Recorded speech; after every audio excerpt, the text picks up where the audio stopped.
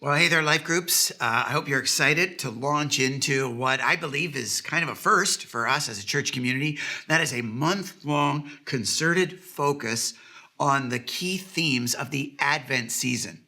If you're a fan of Christmas, this series is for you. And I'm hoping that you can have a rich conversation today about the very first week of Advent, symbolized by what's known as the prophet's candle, which is representative of hope. I guess for starters, I'd encourage you as a group to debrief the story that we looked at in Matthew chapter 1, the story of Joseph, who, representative of the entire nation of Israel, found himself in a pretty dark place with his world tossed upside down, and worse, found himself powerless to do anything about it. That's the moment when we lack hope the most. And yet God met him, and through the promise of Jesus, God gave him the sense that there were brighter days ahead and gave him and Israel on behalf of him that gift of hope that's available to you and I today, symbolized through this prophet's candle, representing prophecy fulfilled, potential for today, and promises for the future.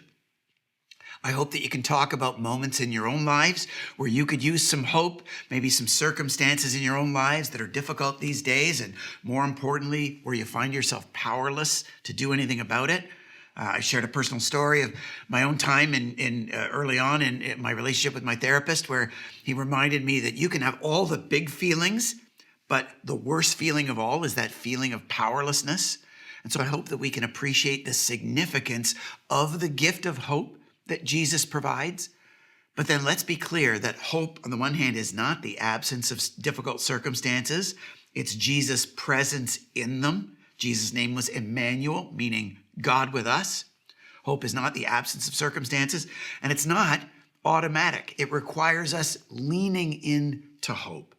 And so as a life group, more than just sharing the areas of your lives where you're really desperate to experience the hope that Jesus brings, talk about what you could do practically to lean into hope to a greater degree, to maybe loosen your grip on materialism and wealth to a greater degree, or maybe to take that first step of resolving a conflict or speaking truth, or to relinquish some of your identity that you might have in your relationships or your career, or, maybe beginning to just expose yourself to what God teaches about Jesus a little bit more through the Bible or podcasts, or showing up maybe more regularly on Sundays.